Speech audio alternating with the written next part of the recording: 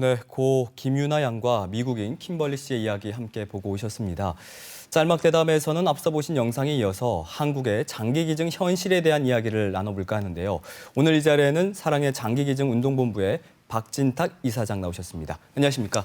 반갑습니다. 네, 어서 오십시오.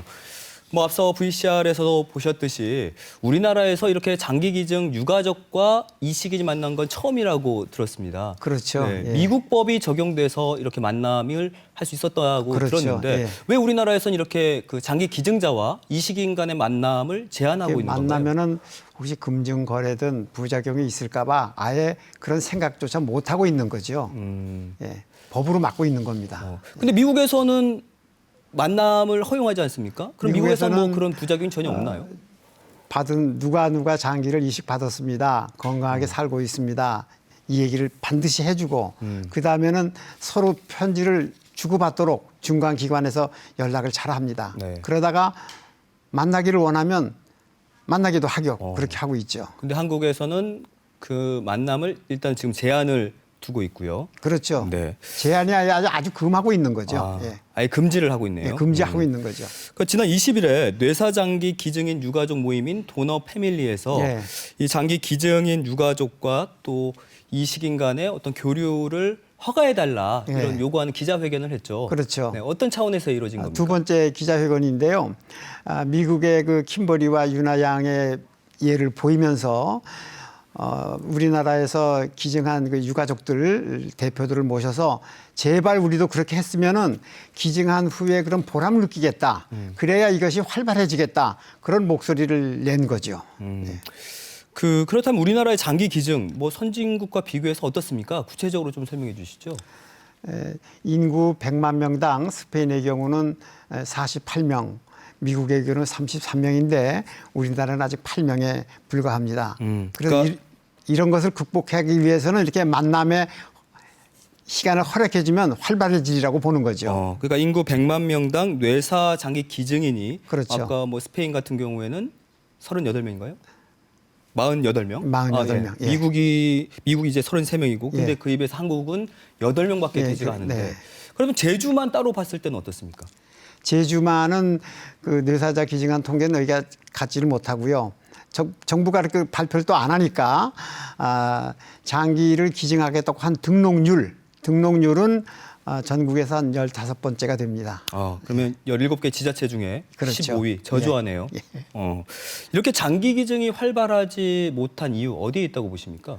예, 저희 입장에서는 헌혈도 그렇고 장기 기증도 그렇고 이게 좋은 일을 한다 그러면은 좀 활성화되기 위해서 법을 만들어서 지원을 해줘야 되는데 법이 없으니까 안 된다고 하는 그런 경향이 많이 있습니다. 그래서 장기 기증도 생존 시에 신장을 남한테 줄 수 있거든요. 네. 잘 해왔어요, 우리가. 20년 동안 해왔는데 남이 남에게 선의로 대가 없이 장기를 준다고 하는 건 안 된다. 아주 막아놨어요. 20년 해오던 걸 10년 전에 막아놨습니다. 그러니까 20년 동안 그게 이루어져 오고 있었는데 법으로 막아버린 건가요? 그렇죠. 법이 허락을 해서 잘 해왔는데 2011년부터는 안 된다. 그렇게 되어 있습니다. 그럼 제가 개인적으로 궁금한 건데 그 개인적으로 신청을 했을 때 네. 스티커 동그란 스티커 같은 걸 주지 않습니까? 그래서 이제 직접 면허증이나 주민등록증에 붙일 수가 있도록 돼 있지 않습니까? 네, 그렇죠. 그런 거는 그러면 법적으로 장기 기증을 받을 수가 있는 겁니까? 그렇게 됐을 때? 아니죠. 그것도 한 20년 전에 가지고 있는 신분증에 그 장기 기증 희망 조그만 딱지를 붙였으면 좋겠다. 그래서 그건 정부가 허락을 해서 우리 단체가 하고 있는 일이 하나입니다. 예. 그리고 또 그 운전면허 시험 볼 때 이랬으면 좋겠다라고 조금 희망하는 부분이 있다고 들었거든요. 예, 그래서 저희들이 12년 전에 국회의원을 설득을 해서 국가가 발행하는 운전면허증 등의 장기기증 의사를 표시할 수 있다. 이런 법이 만들어졌습니다. 네. 시행을 하면 되는데 저희가 복지부와 경찰청과 저희가 의논을 했는데 경찰청에서는 운전면허 용지에 장기기증을 하겠습니까? 예, 아니오를 답을 하세요. 그래서 예 했으면 운전면허 발급하는데 찍혀 나오는데 네. 그 운전면허 응시원서에 그렇게 되어 있다 그러면 그것이 하나의 장기기증 등록서니까 복지부에 보내줘야 된다. 복지부 주장이에요. 네. 법적인 근거도 없었어요. 그래서 저희는 아니 전산에 입력돼 있으면은 그만이지. 왜 그걸 또 필요로 하느냐. 법에 근거도 없는데 더구나 경찰청에서는 운전면허 시험용지가 연간 한 150만 매가 된다 그럽니다. 전국에서. 그걸 1년 지나면 다 소각을 해버리니까 보내줄 수가 없다. 그래서 아직까지 시행이 되지 않고 있습니다. 세계 여러 나라가 그렇게 시행하고 있어요. 그래서 미국의 경우는 58%가 전 국민의 58%가 장기기증 등록을 한다고 그랬습니다. 우리는 이제까지 150만 명 등록을 받았습니다. 2.9%죠. 네, 선진국과 비교해 봤을 때는 뭐 턱없이 부족한 네. 수치가 되겠고요. 근데 장기 기증 꼭 필요한 거 아니겠습니까? 그러니까 장기가 망가져서 이식을 받지 못해서 사망하는 분이 평균 7.5명입니다. 네. 하루에. 그 사람들에게 생을 마감할 때, 세상을 떠날 때 나에겐 더 이상 필요 없는 장기를 준다 그러면 한 생명을 살리는 일이니까 이것은 사랑할 수 있는 가장 극치의 사랑이기 때문에 이것을 해야 된다. 저는 이렇게 주장을 하는 거죠. 그렇다면 장기 기증을 희망할 경우에 예. 어떻게 하면 되나요? 뭐 조건이 따로 있습니까? 희망하는 건 이제 1588, 1589 전화를 주시거나 네. 저희 홈페이지에 들어가거나 그러면은 안내가 잘 되어 있습니다. 그러면 이제 용지를 이렇게 이런 용지를 드리면은 용지다 써서 보내는 거죠. 등록기관에 보내면 이것을 저희가 복지부에 보내서 등록이 되는 겁니다. 그럼 따로 뭐 조건은 없는 거고. 아무 조건은 없죠. 그렇군요. 그 27명에게 새 생명을 선물한 고 김유나 양 사례 뭐 예. 많은 분들에게 감동을 주고 뭐 많은 분들이 또 장기 기증에 대해서 또 관심을 네. 갖게 되기도 했는데 예. 그럼 이렇게 좀 귀감이 되는 사례가 또 있었나요? 2018년 10월입니다. 2년 전이죠.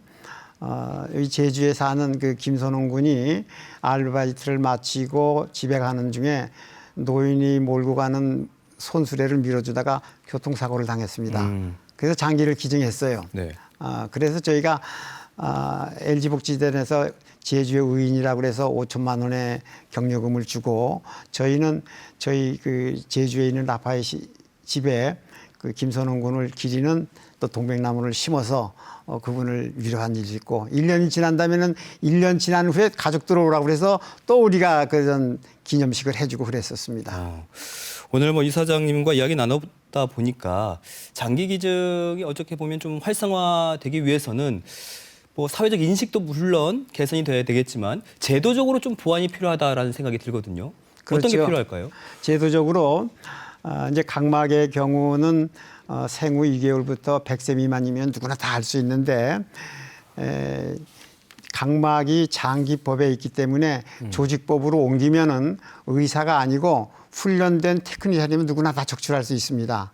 이 각막을 기증한다 그러면 반드시 우리나라는 의사가만 가야 적출할 수 있기 때문에 옮기려고 하는 법도 우리가 지금 만들어져서 상정되어 있는데 그것이 통과되면은 각막 기증이 활성화되리라고 생각이 듭니다. 또 각막 기증은 누구나 사망한 후에 누구나 할 수 있는데 우리나라에서는 각막 기증하는 사람이 적고 모자라기 때문에 300만 원씩 미국에서 수입을 해서 쓰고 있습니다. 2달 전인가요? 제주대병원에 각막 이식을 받아야 할 급한 환자가 있어서 저희가 300만 원을 들여서 수입해서 이식 받도록 그렇게 한 일도 있었습니다. 그렇군요. 자, 어쨌든 뭐 장기 기증 문화가 좀 더 확산됐으면 좋겠고 또 그러기 위해서 이사장님께서도 현장에서 늘 애써주시기 바라겠습니다. 네, 오늘 말씀 고맙습니다. 감사합니다. 네.